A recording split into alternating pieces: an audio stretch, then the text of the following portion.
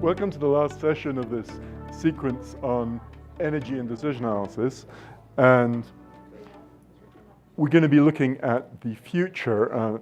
Somik titled this The Battle for the Future of Energy.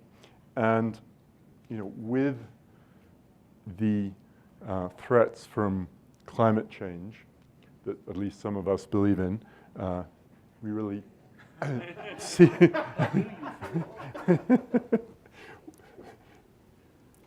some of us think there's some pretty dire threats that we need to be dealing with, and it's no secret that there's rather a heated debate on this topic. Something that could threaten the well-being of some of the largest companies and wealthiest nations on this planet, including some of the employers and clients of many of us, and the well-being of our planet itself, or at least the extremely thin layer of biosphere that we have grown to appreciate. So I guess the question that we want to address here is, can we as decision professionals, decision analysts,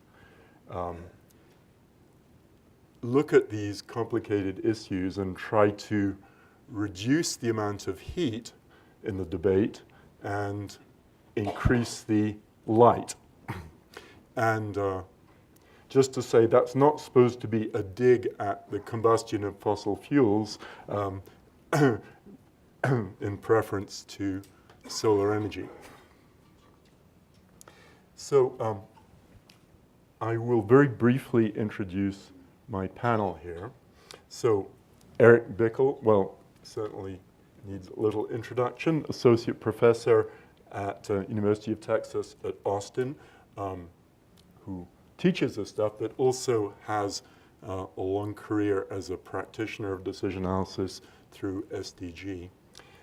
Charlie Atkins is an economist by training, was a partner at Cherokee Investment, doing private equity investment in brownfield properties. Most recently, which I think is particularly interesting, he was working for several years around the, well, I call it Deepwater Horizon, but you call it something else. The Macondo, excuse me. Trying to help BP and their auditors value the cost of that disaster. And as he'll be telling us in a moment, is doing some very interesting work helping other large companies, including fossil fuel companies, look at the climate risks that they face and evaluate them. And then our third panelist is not as originally advertised, Logan Griselle, who unfortunately is sick and was unable to join us. So at the last moment, Larry Neal agreed to step in, and really appreciate that, Larry. Larry is a retired longtime DA from Chevron, now working on his own, which I think will be an advantage in this panel, I hope, in that, Speak truth to power. hopefully. So I'm going to actually start with you, Charlie. So thinking about these sort of potential planetary problems, the things that are challenging the energy industry, who are the key players that you think we need to be thinking about here? Well, I think it's probably easiest to think about the focus on energy companies, oil and gas companies, utilities, coal companies, those that still exist, as sort of one principal group, although that's not to necessarily exclude other forms of corporations, because all have greenhouse gas emissions and all have to report those under various reporting regimes. Sort of second group are the regulators, the national or international ones, whether it's the Paris Accord or other types of future regulations or regulatory actions that may come into place. For example, cap and trade, carbon taxes, carbon quotas, effectively. Those seem like the probable policy implementations that may come in the future. And then I think there are interesting dynamics between, for example, on the corporate side, between what the actions of an individual corporation might be and what an industry group might advocate. And so you're now starting to see coalitions of industry participants who are joining together to recommend rather modest proposals with regard to carbon taxes because they fear the probability of the imposition of a more severe one in the future. So I think thinking about those actors and the dynamic interchange between them is an interesting way to sort of posit the problem. I might say, just to reveal a bit of my sort of biases here in this area, I started off in the strategic planning and analysis department of Marathon, effectively, back in the 1970s, but went on to focus primarily on environmental issues and reporting of those issues from 2000 or so onward. And initially that was really on the issue of remediation reporting, reporting a liability, environmental remediation. But that then went on to the financial reporting of asset retirement obligations, principally for major oil and gas companies. These are liabilities that have to be shown on the balance sheet. When you get into the climate issue, this has been a risk, a potential risk, not a liability on the balance sheet. But as of last summer, with the passage of the TCFD framework by the G20. So, Charlie, I'd like to interrupt you there, okay, and come back to ask you to explain what that framework is and what that all means. Okay, great. Larry, so recently I think Exxon announced a massive program of investment and expanding their production capacity over the next decade or two. And Larry, I'd like you to take on the role. Imagine you're the CEO of, one of the oil majors, not necessarily Exxon, but can you tell us, why that's the right thing to be doing and why we should be okay with that? It's a really complicated question. However, I think that, and I personally believe, but I think oil's not going to go away anytime soon. The entire planet, all of the humankind, is completely intertwined with petroleum. Yes. And a few years ago, Ralph Keeney and I put together an objectives hierarchy for my prior employer, Chevron.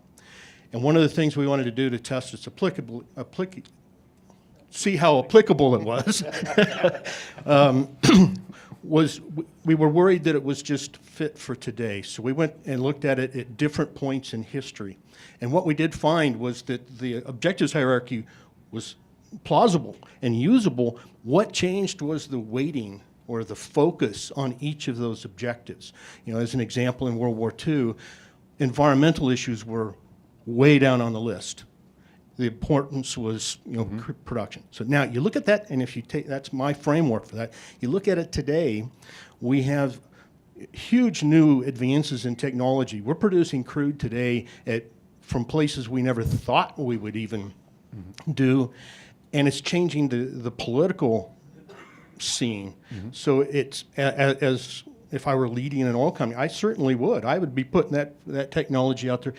But at the same time, and I think that's what you were referring to, we've got to cooperate with the individuals in the environmental movement. They've placed themselves at such an extreme point that anything they give to us is a failure in their minds. So I think you got to work both, and we're on a path.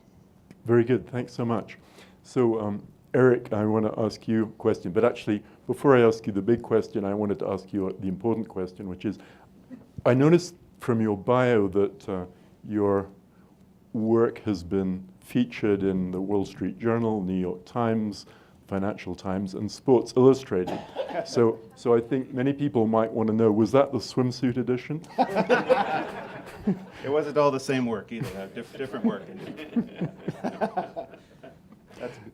So anyway, so Eric, I'd like you to tell us, how dire is the situation from your perspective in terms of how urgently do we need to start dealing with the climate change issue? Well, this work that was in the Wall Street Journal and New York Times had to do with something called the Copenhagen Consensus Center, which is basically a think tank run by somebody by the name of Bjorn Lomborg. And he commissions studies once a year to look at solving different problems in the world. And he recruits people to write papers, and how would you solve malnutrition, for example, or corruption, or climate change. And so as part of that effort, I got involved in working in climate.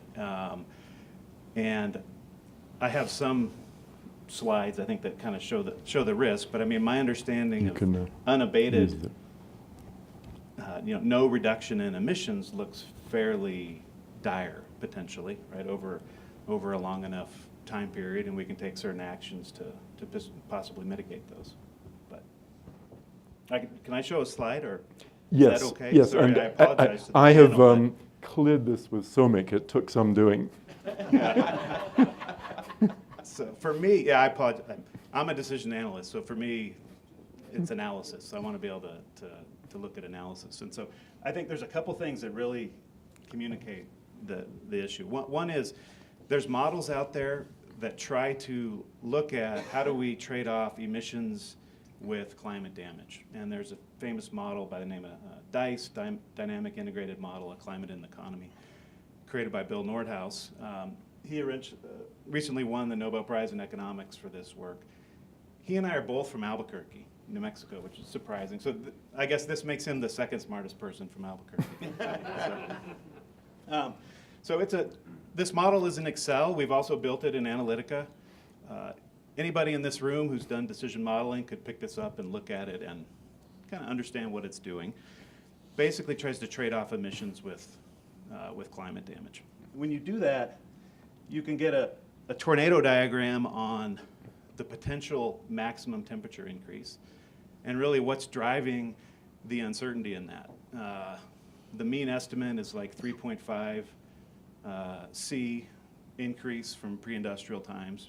Fahrenheit, multiply that by 2. That's the average increase in warming for the whole planet. Of course, it'll be different in different areas, be higher at the poles and lower at the equator, but that's a fairly significant increase. But there's a lot of uncertainty around that. The biggest one is what we call the climate sensitivity, which is if you doubled the CO2 in the atmosphere immediately, what would happen to the equilibrium temperature of the Earth? And you can see that that's a huge uncertainty. On the low end, maybe there's not a lot to worry about. On the upper end, it's a different planet, essentially. Now, I think the other interesting way to look at it is this is a plot of the probability of exceeding different temperature levels under different emissions control profiles. So it's the probability the Earth's going to get warmer than a certain amount. That blue curve is if we don't do anything. Okay, it's called no controls in the DICE model. And if you look at that, it's almost certain we'd exceed 2C, which is sort of a threshold that's been given by scientists as causing concern. But it's really extreme. I mean, if you look at the 10th percentile, I can't quite see them here. I mean, it's around 6 or 7 degrees. And you multiply that by 2 for Fahrenheit, that's a very large increase. Now, what do? We don't like that curve, so what we do is we spend money on abatement, on emissions reductions, to shift that curve to the left, is how I would think about it. So if you spend, if you spend a few trillion, you can move it to the left. That's called optimal controls in DICE. But it still looks pretty risky, right? You still have a very high chance of going over temperature increases that are concerning. So you spend even more money to shift it further and further to the left. Every time you want to shift that curve to the left, it gets more and more and more expensive to try to shift it to the left, to the point where, in my view, it's not really economically feasible to try to manage some of these really extreme warmings with just emissions reductions. You're not going to be able to move the curve to the left enough by just reducing emissions. So, Thanks. okay. Thanks so much. So Logan, who is unable to be here, is a venture capitalist putting money into energy efficiency mostly, but different energy technologies. And sitting in Silicon Valley, I meet quite a few people whose belief is that if we just put a bit of venture capital into some, give it to the right entrepreneurs in energy efficiency and batteries and storage and a few other technologies, maybe carbon capture from the atmosphere is kind of that Bill Gates is investing in. We're going to solve it, and we don't really need the government to intervene. Charlie, do you want to take a go at that point of view? Well, I think it's very important in all these models to factor in the uncertainty associated with new technology. And, I think some models or some versions of those certainly do that. But there are many people who are betting on not only being able to take CO2 out of flue gas. There's a large project, an XPRIZE project in Wyoming about that. There's one in Canada as well. But also being able to take CO2 out of the ambient atmosphere. But there's a real question also, I think, is from a policy perspective, would all the other players benefit from having an announced firm policy at a future date? Oil company executives are asking for that. And you're thinking about a carbon tax, Yes, carbon price of some they have a kind. carbon tax, and maybe even say it will escalate at some rate over time. My sense of it, looking at all the numbers from a corporate perspective, is if there were a framework like that, it would help the analysis dramatically and help shape corporate behavior. But there's a lot of uncertainty, throughout the analysis. And Larry, as the oil company senior exec here, what's your view? Are you announcing support for a carbon tax, and what kind of level? It depends on who I'm talking to. I think it makes complete sense for oil and gas companies to have some dialogue and to discuss these issues publicly. It's political suicide not to. Are you implying that they're not totally sincere in their support? I don't think most people in the oil and gas business are on board with the dire stories that are out there. I think everyone, and particularly those of us that have gray hair and remember the oil and gas industry of the past, we're a whole lot better than we used to. We're moving in the right direction. We're having a dialogue. But as I said earlier, those people on the other side of the table have placed themselves in a very, very extreme position. And it's very difficult for them to agree to anything other than a complete elimination. Which table do you have in mind? The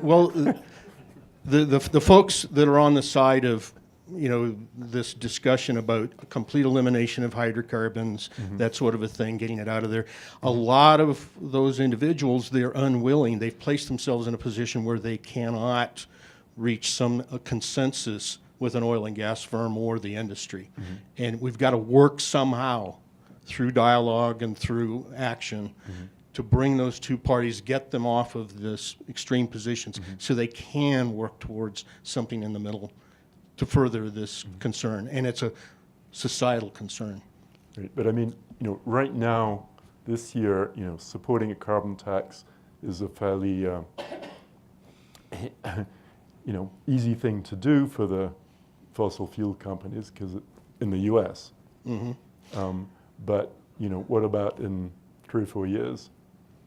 Well, I mean, when you think about it from an executive's perspective, if they can get a commitment, if there's going to be a carbon tax, if they get a commitment, that's really starting to reduce the uncertainty around that macroeconomic element, and they can start moving towards that world. Right. Eric, do you want to comment on that? So the key output of this DICE model is the social cost of carbon, which is an estimate of how much damage we do when we emit an additional ton of CO2 into the atmosphere. And it could also, in this modeling framework, would be the optimal carbon tax. The current estimate, it's gone up, but it's $40 per metric ton of CO2, that's about 40 cents a gallon gasoline. And in terms of electricity, it's like $40 per household if all your electricity was coming from coal. So, I mean, it's on each unit, it may be small, it larger in the aggregate. So my understanding is that these results from the Nordhaus DICE model were one of the significant inputs during the Obama administration in their choice of a cost of carbon for using in regulatory cost-benefit analysis, right? Right. It puts a cost. I mean, now there's an externality that you can put a ton of CO2 in the atmosphere with you're not recognizing the full cost. And how much faith do you have in those numbers based on, since you've looked at the model in some detail? There's a lot of uncertainty about what the number is. Okay, I think it's fairly certain it's not 0, but maybe it's less than 100. There's a lot of work that goes into trying to estimate those. So my own personal view is, it's kind of hard to argue you shouldn't recognize the full cost of your actions. I think some concern is if you create this program, there's other costs that when the government gets involved and they create a program, have a tax, there's other costs that come along with it. And other groups come in and try to extract rents from this new system. And so it's not cost-free in order to implement. And so I think it's a deeper conversation, but I think it's some of the concern that people have. Looking at that tornado chart, the climate sensitivity is by far the largest uncertain, has the biggest impact.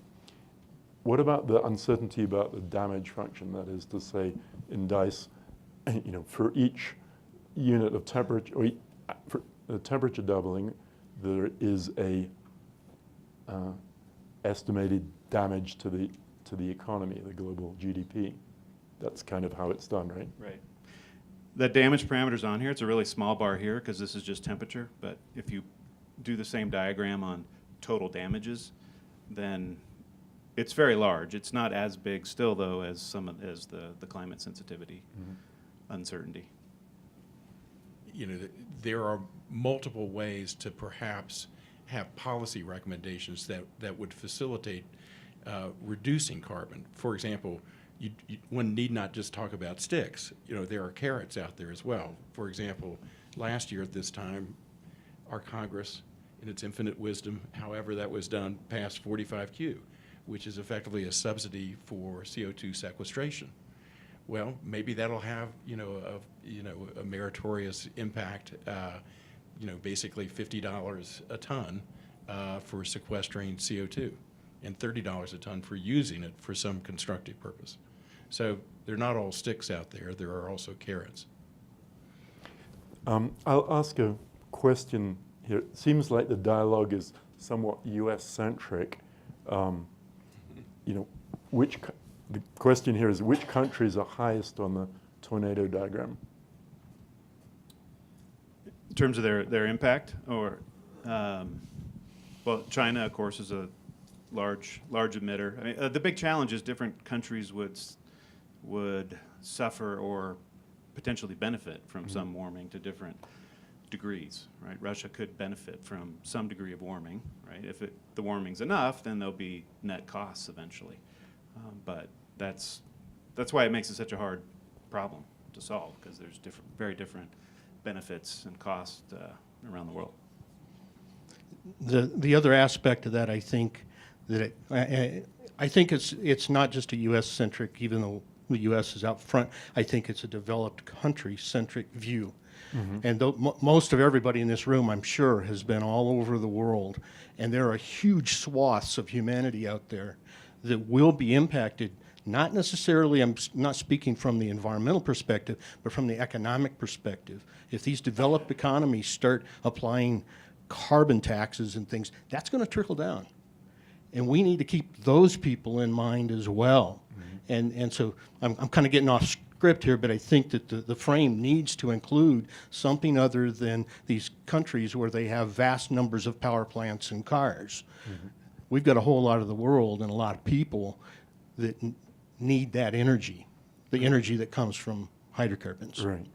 So there's a question here. It seems like accepting need to address climate change is a litmus test of being a member in good standing of a particular political tribe. So and there's lots of evidence that just providing people facts somehow doesn't seem to change their opinion. So do we have any special expertise in trying to create a better communication so that people at least accept the facts, and then we can talk about what to do about them? I think there's absolutely no question that what's happened in the last few years has developed what will become the largest vertical in the decision analysis world, which is actually providing CEOs and other C-suite folks at major oil companies and energy companies a way to properly articulate what their strategy is going forward for many years into the future and why. And the reason why I think that is after the 2008 debacle, the G20 empowered a new organization called the Financial Stability Board to come into place, and made Mark Carney, who's the governor of the Bank of England, the head of that. And he determined that the biggest crisis on the horizon was climate change. And basically, he got Mike Bloomberg to head up this TCFD group, which is the Climate-Focused Financial Disclosure. That framework was published last summer and adopted. There's now $100 trillion of investor capital which is committed to the TCFD framework. And that capital is now passing shareholder resolutions for many energy companies. Can you explain a little bit more what the framework really is saying? Well, the framework basically requires that companies adopt a scenario-based approach to looking at what the impact of climate change will be to their organizations, and that they publish the results of that. That's the succinct, it's much more complicated But than as part of the public filings of the annual reports and so on. Yes, the critical issue here is that the TCFD recommendations are to be published in the financial statements of companies. Now, historically, companies have all had sustainability statements, which have been 25-page glossy, handouts effectively, but primarily for public relations purposes. But when you put it in a financial statement under Sarbanes-Oxley, both the CEO and the CFO are criminally liable for misstatements. And so this now has a much more important role and concern for executives. And frankly, most of them don't know at this juncture how they should articulate. They don't know what their strategy should be, A. And secondly, they really don't know how to articulate it in such a way in public financial statements. So I think this is a huge new area of opportunity for decision analysis. Yeah, so the first part of the question was, that you say certain things if you're part of a particular political party. I mean, I'm a libertarian, so I believe in the analysis, right? And what I presented here is saying that, yeah, there's a problem. The question is, then what do you do about it, right? Just because temperature is increasing, I haven't said what should be done about it potentially. That depends on the cost and the benefit. Well, I mean, doing something could be worse than doing nothing, right? When you use the DICE model and you look at Al Gore's proposal, it's more costly than unabated climate change. So it's finding the right balance there and figuring out the right rate at which to decarbonize. And the quicker you want to do it, I mean, what this slide is showing is like the faster you want to do it, it's going to cost more. in my own view, it's just politically infeasible to address like the biggest climate risks through emissions reductions. You're not going to get there, and people that want to just do emissions reductions are basically still exposing us to the tail of this distribution. You're saying that, so you're thinking in terms of, you know, carbon sequestration and so on is going to be the solution, or various kinds of geoengineering? Is that? If you believe these, yeah, you're going to have negative. You're going to have negative emissions at some point. You'd have to pull CO2 out of ambient air at some point potentially, or there's other methods which Max knows about, but like reflecting more light into space is something that's been looked at and is very cheap to implement. And that'll be easy to sell to people, right? Yeah, it's cheap enough. Any nation could do it, you know, on their own. And the question would be, would somebody, you know, would you try to stop them, you know, or not? That help? Sorry. I don't think so. Well, no, I think, I mean, obviously, it's a very interesting set of discussions here. And, you know, I think most of us are, well, we may not be familiar with all the details of the technologies, but we're certainly familiar with the debate. And the question is, what can we do to somehow improve the tenor of the debate? You know, do we actually know how to communicate better with people about these complicated issues? I certainly think we do. I mean, you know, it's in a sense, it's a bit of a shame that the TCFD didn't go a bit further with the framework which was announced last summer. They simply got to the point of saying do scenario-based analysis. They didn't really say, you know, exactly which scenarios to use or how to do that, or what you should do after doing that, and whether that was sufficient or not. But it does seem as if, at least according to the framework, it's mandatory. So firms are now kind of grappling with the issue of, you know, they look at the scenarios that all of the NGOs and many investors want them to look at. They're the standard IEA scenarios, and they're all bad news for major energy companies. So energy companies are asking, is there any good news out there? You know, should we adopt a real options approach to look at the flexibility that we have to repivot if we need to at some point in the future? You know, I think that's a possibility, you know. So I think that there are various areas where we as decision analysts can help with the internal consideration of these issues within organizations, and then also with the articulation of those as they ultimately go into financial statements. And they're going to have to go into. So I'd like to ask you a little bit about the uncertainty, since that presumably is a major area of expertise that we have, communicating uncertainty. You know, there are some that say, well, you know, if we show how much uncertainty there is about the climate sensitivity and about the cost of mitigation and so on, you know, that's just going to confuse the issue. So we should, you know, try to just move ahead with a simpler story. So, what do you think about that? I know you're not advocating that. I think that's highly non-scientific. When I got involved in this previous work... Well, but the thing, you know, obviously my whole career has been about communicating uncertainty. I know you're not advocating. But when you say it's unscientific, I mean, I think the point here is that somehow just giving people the facts, even before we talk about the uncertainty, doesn't seem to be cutting a lot of ice with a lot of people. Yeah. Because when I got involved in, I'm a little sensitive to, I got involved in this other work with maybe negative emissions or Yes. other technologies. I got all kinds of emails from scientists saying, don't talk about this because we've already decided what the best thing to do is, and this is going to confuse, might take people off of that path. Okay? What is the best thing to do? Well, they're reduce emissions by, you know, X amount. You know, they're whatever they have preferred. I mean, my view, that's not. I mean, what else are you not telling me? You know, as part of advocating this. So I would also say that once this goes into the area of published financial statements, you don't have a choice. You have to talk about uncertainty. So, for example, for insurance companies, or for BP after the Macondo disaster. You know, for every quarter for that whole period from 2010 up and through 2017, we had to estimate as a specialist what the cost of that event was going to be, just as insurance companies have to estimate what their cost of a hurricane is going to be if they have a lot of insureds around the Gulf of Mexico, for example. You have to create a provision on your financial statement, and you have to say, in association with that, what is the degree of uncertainty associated with the estimate of that provision.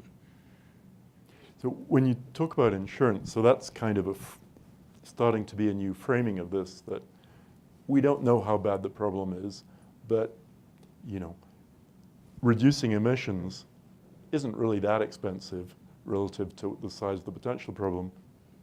You know, let's take out insurance like we do on our house. What is that? Do you think that's a way to talk about it that works? Well, insurance is a very important part of this whole thing. The reason Mark Carney was so concerned about it is he's the regulator of not only all the banks in the UK, but also all the insurance companies in the UK. And so to the extent that the reinsurers or the primary insurers are misestimating that climate-related risk, they could, see significant losses. But I don't think, given the magnitude of the incidence of the potential climate events, I don't really think insurance is an effective solution. I mean, as a metaphor to explain it to people, not necessarily. Yes, I think because we all understand insurance. I think in that context, yes, it probably is a good way. So I have a question a little more direct. So this panel is called the Battle of the Future. So in terms of the current battles, which energy technologies are winning? I'd broaden that just not energy, but technologies that are needed to deal with these issues.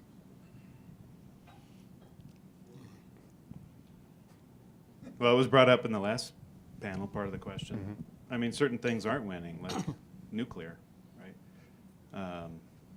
Which could potentially solve a large piece of the problem, right? And it gets up to the question about how do we communicate to the public. I think the debate's not happening at this level. It's not about, what's the probability of warming being a certain level. It's different views that people are using this issue for other reasons to enact kind of socioeconomic changes that they'd like to see happen. So you're a fan of like this is kind of a socialist conspiracy? No, I'm not a fan. I'm just saying I don't think the debate's happening at this. I mean, we could have a whole conference on look at all the probability distributions on climate change, and I don't think that's not where the kind of the skepticism on one side is. It's or maybe on on both sides. It's. I don't think there's. I agree with Eric that nuclear's, not doing very well. But I think what we have is multiple energy sources that are coexisting, and that mixture is changing. Right. And that's our challenge, I think, is to move to a different mixture. Yeah. And I think if we can explain it, saying here's where we are, here's where we want to go, and everybody finds a pathway towards that, I think then we can start to talk rationally about it. I agree. I mean, I think the story of the future is really what's the mix going to be, how it's going to transition over time. There are lots of multiple impacts and effects. Electronic vehicles, lightweighting of vehicles, all of those things have a significant impact upon energy consumption. And so, I think all of those things are, go into the mix. I mean, looking at it from the point of view of, oil company, so even without regulation, is there a risk that, price of batteries are dropping so rapidly that their primary customers are going to no longer be using gasoline, even without additional regulation? Well, the mix and the geographical mix has changed. I mean, it's no mystery that refining capacity has dropped, been curtailed in the major industrialized nations, the United States, North America, but it's being rebuilt or built anew in South America, Africa, Asia, et cetera. And the mix of what you're getting out of the barrel has changed as well in different locations. and that'll continue to transition over time. So one of the popular questions here is kind of more focused. How can decision analysts and data scientists help companies prepare for these scenarios better than we are currently doing? I guess there's sort of a question of, well, we don't know what's already going on, but what, you know, do you have, you want to say something about that? I think it's a little bit perhaps beyond DA in this comment, but I think from a game theoretic perspective, if we sat down and looked at each of the players and we helped articulate what their positions are, Right. what do they value, those sorts of things, Yeah. then we can start making some inroads into finding some common ground between Yes. these various tribes. Right. I think, to me, that's the first step, is we have to recognize and acknowledge that these other groups are there and that their concerns are valid. Yes, yes. You want to add anything to that, Charlie? Well, I would certainly agree with that. I think one does have to look at the different perspectives of all the different players, because what is going on now, we're witnessing it real time, is basically an exercise in game theory. You know, you have the nation states wanting to appear to do something, but frankly, they benefit the most if they get every other country to agree to restrain their carbon emissions, but they don't have to. Oil companies benefit the most if, as a group, they can agree to some type of seemingly reasonable, rational position to have some type of mild carbon tax, which will allow them a glide path, if you will, to get to a lower carbon future, but doesn't disturb their basic business in a dramatic way. So the game theory aspects of things, I think, are really important, and when you add to that mix the fact that now there are large investor blocks, that's a really important drive, because those investors, you really control the shares of most of the major oil and gas companies, certainly, and they're becoming increasingly vocal and are taking actions requiring at least significant new forms of disclosure.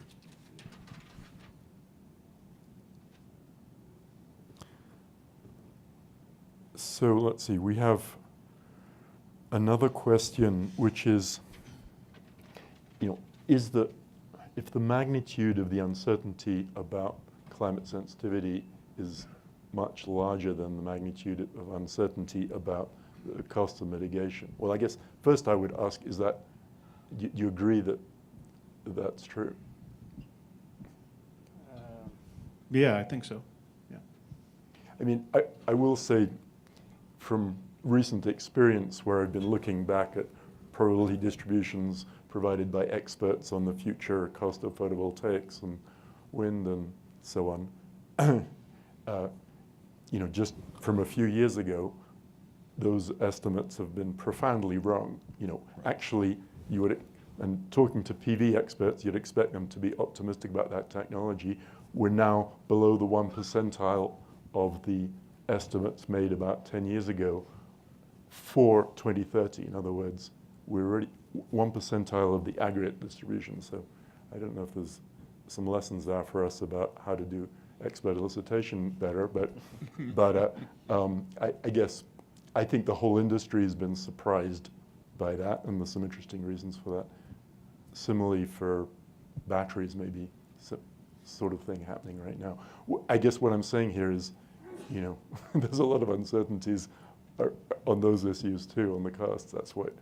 So, but anyway, if that's true, that there's more uncertainty about the climate sensitivity, does that have some implications about how we should be thinking about the problem? The distribution really hasn't gotten much narrower on climate sensitivity for a long time. I mean, it would suggest sort of a phased approach. You can make decisions now. You buy an option now with the ability to potentially take other actions in the future as this uncertainty starts to resolve itself. Right. So maybe there's some thoughts that we have as decision analysts about how to retain some options or gain some options that will allow us to act once some of those uncertainties become more resolved. I mean, especially, if the dire predictions don't become true, hopefully we haven't made too many excessive expenditures, or if they do, we're like ready to do something about them. What would those things, how can we get those, get those options? Research into abatement, driving these cost curves down. Yeah. There's also certain actions that we could take in an emergency situation that should be researched, I think. Great. Well, does any of you have any final comments here? Got only 5 seconds left here. Well, thank you so much. I've certainly enjoyed this, and I hope everyone here has enjoyed it. We had some great questions. We still have one or two. We may have to ask people individually that we didn't get to. Thanks very much.